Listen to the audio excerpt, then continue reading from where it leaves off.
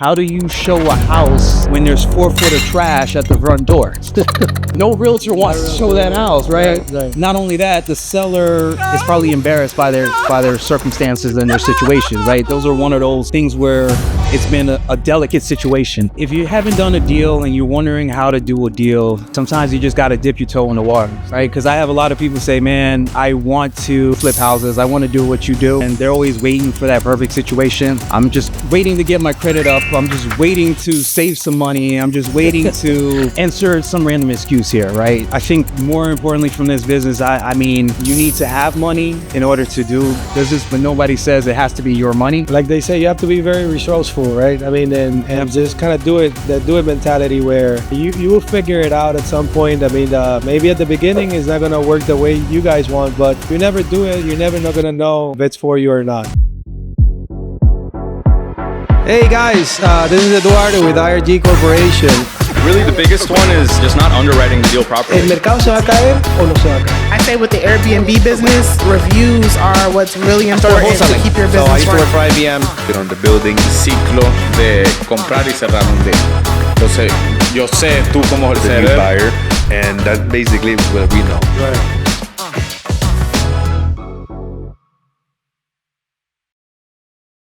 Hey guys, this is Eduardo with IRG Corporation. I have a great friend of mine that I've known for years already. His name is Dwayne Shaw, and his company is called My Dad Buy Houses. He's a flipper, and I'm very excited to have you in the office and just kind of ask you a few questions about Thanks for having me. your business and how you started. Okay. Dwayne, thank you again for coming. I know we're going to talk more about fix and flips. I know that you're the master of understanding. I mean, how to buy houses, how much do you pay for a house, the construction costs, and so many factors, right, that are needed in order for every deal to be successful. Tell me a bit more about you, what you do, what you've done in the last years, and what kind of value can you provide to the audience that we have in the podcast. Okay. Let's see. I've been now doing fix and flip since essentially 2014. That's when I did my first one, and I caught the bug and I loved it. I was working your typical corporate America job. I want to say from 9 to 5, but it was more of like from 7 in the morning to about 10 at night. And I got tired of that. I've always wanted to get flipping, I guess, way back when, 2005, 6, 7, 10, whatever. You used to see all those shows on TV, flip this, flip that house, flip that, all these people flipping houses. And, I was like, wow, it's like, I want to do that. And I'm doing it. And I realized it's nothing like the TV show, right? Yeah. But I caught the bug. I enjoy it. And I think there's always going to be a part of me, I think, that will probably always want to do some type of rehab to some aspects. Right. A few years ago, I also became a licensed contractor. Wasn't necessarily in the books, but it was one of those things during COVID. I said, man, the market is going to tank. It did completely opposite. So either way, I studied, I passed the exam. I somehow now became a licensed contractor, and I joke about it because I barely know how to swing a hammer, but I was always good at pointing fingers. Like, I want my bathroom to look like this. I need the kitchen to look like this, move this and do that. Yeah. So it's been, it's been good. It's been paying, dividends, kind of growing that aspect in that business, right, for the most part, but I'm still doing my fix and flips. Don't wholesale as much, but I still do a couple wholesales, per year, and, running the contracting business as well.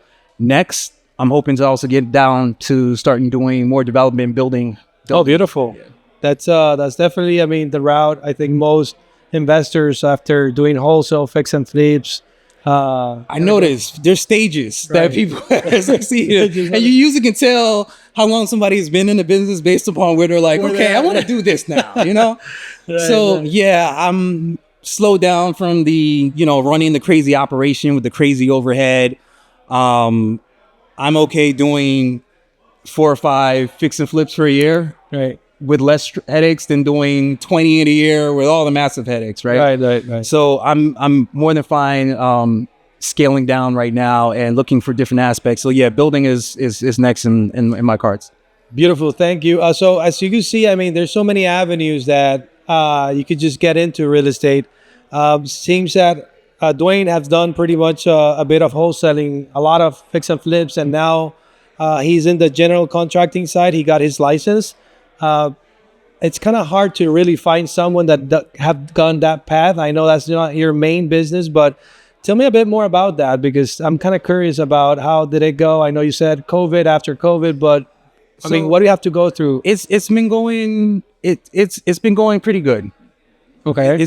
I didn't expect that I would be doing as much construction and contracting as I am doing Right. now. I figured, hey, I'll do a few bathrooms here and there, a few kitchens here and there.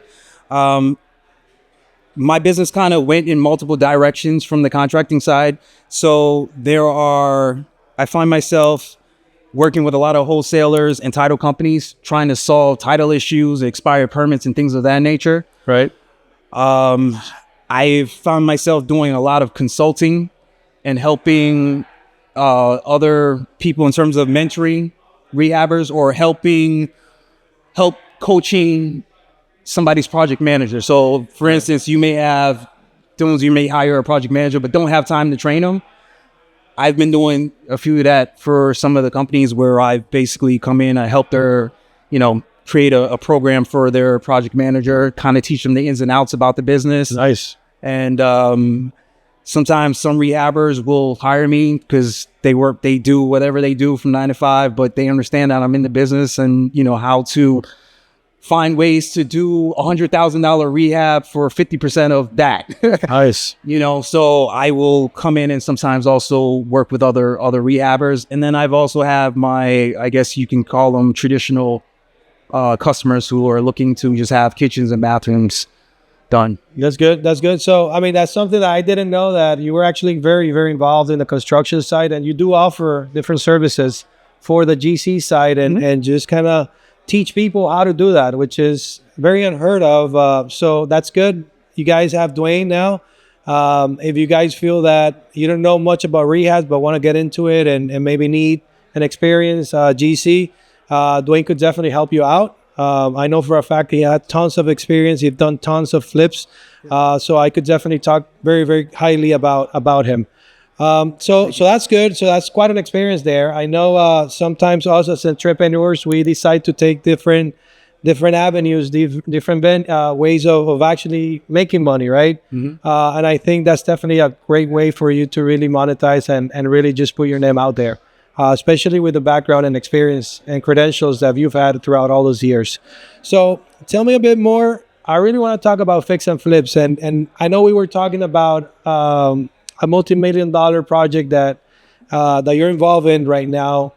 Tell me a bit more about challenges. What are the main challenges that you're kind of facing, or even further? Tell me a bit more. How 2025 have impacted you in the fix and flip space. I always tell people now you got to make sure that you're buying right. We always said as investors, you make your money on the buy. So if you buy right, you should always be okay. You have to be extra conservative. Sometimes you might be, back in the day, you may be, this deal's a little tight, but I'll take it on, banking on the appreciation. By the time you're actually done with the rehab in 90 days from now, you may actually, the value of the property may be worth, $30,000, $40,000 more just in that time span. Right. It's none of that anymore. You have to make sure that you price aggressively, and you definitely got to watch your numbers from beginning to end to make sure that you're doing a great job within budget, and also making sure that you're not taking too many crazy shortcuts. I know some rehabbers, they try to do shortcuts from beginning to end, and what happens, they end up sitting on their properties. If you just do it right from the very beginning and deliver a great product to the end user, I find that you're still able to sell. Right. Sits a little bit longer, but I'm still able to sell. So I was used to maybe getting 10 showings a week. I find myself now getting only 2 to 3 showings per week. And instead of getting, within the 10-day period, I get, 2 to 3 offers. I find myself taking about, 20 days before I actually get my first offer. Okay. So yeah, definitely the market has shifted. 2025 Properties are still selling. However, I mean, it's been a bit more challenging to dispose all the properties and the assets. So that's something that I really hear on pretty much everyone that it's in the real estate investing side, where one of the main things they always say is you have to make sure you underwrite the deal correctly. Absolutely. Because that's pretty much when you make the money, right? Yes. So as long as you do that, I mean, the risk is going to be a lot less than. Got to be conservative. You got to take your conservative numbers. You know, if you're looking at a neighborhood and you see something that's sold theoretically at 650, and there's another one that sold at 640, and then there's another one that sold at 620, I'm running it based on that 620 number. Right. The 650 is the upside. The 620 is my conservative number. I have to run it on that. On the 620. Yeah. And also just kind of running close comps, the last 3 months instead of maybe 6 months or even a year, right? I still go back on 6 months, but realistically, it really depends on the neighborhood, right? Right. So if I'm pulling up comps in a particular neighborhood, there's 20 sales within the past 6 months, then I'm going to take the most recent. Got it. You know, yes, from there, I'm going to take what happened in the last 30 to 90 days. Yeah. So I think that, I mean, definitely the fact that you've been, 11 years in the game, since you've been in the game, I mean, the only thing that you've seen is pretty much appreciation, right? So it kind of shifted, it's changed. I know COVID was one of the times where, I mean, obviously we saw a lot of uncertainty, a lot of declines in prices because obviously there was a lot of uncertainty, but right after that, it just kind of went double. So it's just a matter of really adapting to the time. 100% you have to adapt. And I think you always need to adapt, right? I think most investors, I call them like the one-trick pony, because they can only see things from one angle. They can never look past other angles, right? Like I used to teach some course. I don't really teach as much, but I used to always say there's 5 different ways to buy property, right? The most common one is, yes, you can use cash or get a loan, right? Right. But outside of using cash and getting a loan, they can't think past that. Right. And there's a lot of investors, they left tons of deals on the table because they can only think of I have to use cash. Well, I mean, what about seller financing? Right. What about subject to? I mean, I remember our organization one time took down a subject to deal. I mean, it 10 grand out of our pocket and made a killing on it. Wow. When the market appreciated at that time, right? But it's about keeping those things in your arsenal to kind of see what's what. Another thing is I've always looked at the business, especially like when I am wholesaling or from when I'm dealing directly with homeowners. For me, it's not just, hey, can I get your house? Can I buy your house? For me, I have always approached it as my dad buys houses. We provide a service. And that service is helping you in whatever situation you're in. Right. Most times people have circumstances, some good, some not so good, but everybody has a story. So it's a matter about helping that person through their story. Maybe they inherit the house. Okay, they inherited a house. They don't know what to do next. That's their story. You walk them through that process, explaining to them how the probate goes. Maybe they don't have the funds or the resources to do it, or maybe they don't know how about to do it. So I can guide them through that process. Whether they sell me the house, I'll still guide them, right? Because I'm trying to provide them as a service. And that's the way I've always looked at it, as how can I help that person? Yeah, and I think that's something that most investors kind of missed, or they don't really understand. It's more about pricing and how deep can I go, and I mean how cheap they can buy it and how whatever. But honestly, we're in the people business, right? And if you can able to solve your problems, I think you'll actually your business can explode. So that's a good point. And you'd also mentioned, I mean, creative ways on actually purchasing houses, right? Such as assuming an existing loan, such as seller financing, which are all these creative ways of actually buying a house, right? Correct. But, for instance, let's take a situation, right? Theoretically, somebody wants to sell a house. They want 150 for the house, but the comps are 125. The house, that's what the house is worth, 125. Right. You talk to them, hey, but you find out their mortgage is $400 a month. Okay. Rental rates are $1,000. I'll give you 150 Right. if you're holding the note or you allow me to do a subject to. Right. You know what I mean? Like, I'm okay overpaying Overpaying because of that. Right? because there's more than one ways to structure a deal.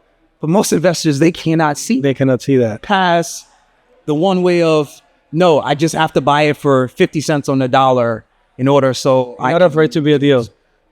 Right. So I think that's you get that after doing multiple deals of really understanding the different options that you may offer. I mean, the seller, and I think most important is really understanding where the pain points, where the seller is coming from, right? Absolutely. And being that problem solver, right? Every time you're purchasing a property and really helping sellers, right? I mean, most people, they don't really understand or know how to sell a house, right? And I think the first perception or the first thing they do is just hiring a realtor, right? And maybe that's an option that may not work for them, right?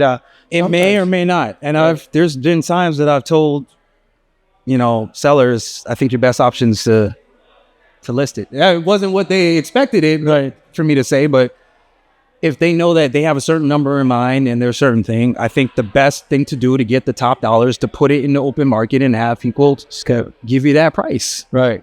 So sometimes it may work. In some cases, it may not work, where I bought quite a few hoarder houses. How do you show a house when there's 4 foot of trash at the front door? Right.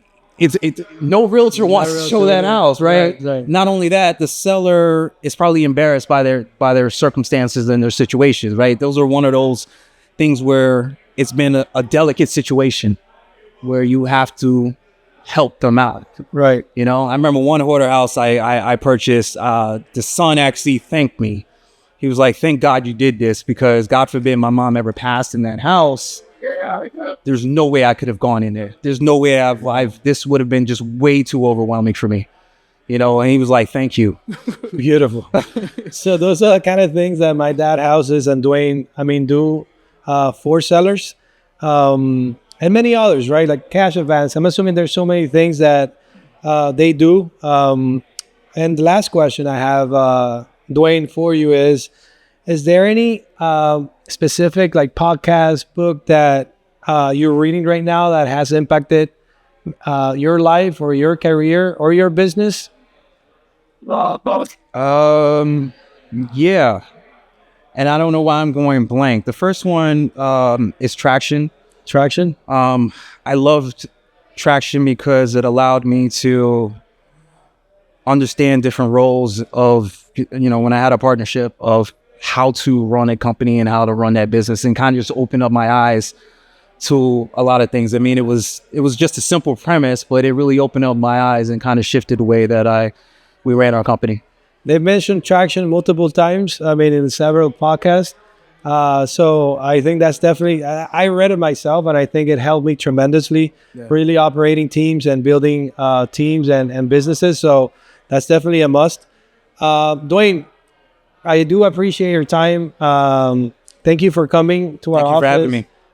I think this was a great episode and podcast. I know there's a lot of feedback, a lot of great things that you mentioned that are going to benefit our audience. Is there anything specific that you want to just end the podcast with? If you haven't done a deal and you're wondering how to do a deal, sometimes you just got to dip your toe in the water, right? Because I have a lot of people say, "Man, I want to flip houses. I want to do what you do." And they're always waiting for that perfect situation. I'm just waiting to get my credit up. I'm just waiting to save some money. I'm just waiting to insert some random excuse here, right? I think more importantly from this business, I mean, you need to have money in order to do business, but nobody says it has to be your money. Great. And as I mentioned, just thinking outside the box, you gotta, just find different ways to think outside the box to make your dreams happen, if that's what you're looking to do. Like they say, you have to be very resourceful, right? And just kind of do it mentality where you will figure it out at some point. Maybe at the beginning it's not going to work the way you guys want, but if you never do it, you're never not going to know if it's for you or not. Dwayne, again, thank you so much for your time. I appreciate it. Thanks for having It me. was great having you in the podcast. I know there's tons of stuff that people and getaways that people are going to take advantage from. But again, Dwayne from my dad buy houses. If you want to reach out to them, what's the best way to reach out to you? You can hit me at Dwayne at mydadbuyshouses.com or just do Instagram, Facebook, all around. Awesome. Thank you, Dwayne. Appreciate it. Thanks. Have a good- Take care. Hey guys, this is Eduardo with IRG Corporation. Really, the biggest one is just not underwriting the deal properly. ¿El mercado se va a caer o no se va a caer? I say with the Airbnb business, reviews are what's really important to keep your So I business used to work running. for IBM. Get on the building. Ciclo de comprar y cerrar un deal. Entonces, yo sé tú como el The new buyer, and that basically is what we know. Right.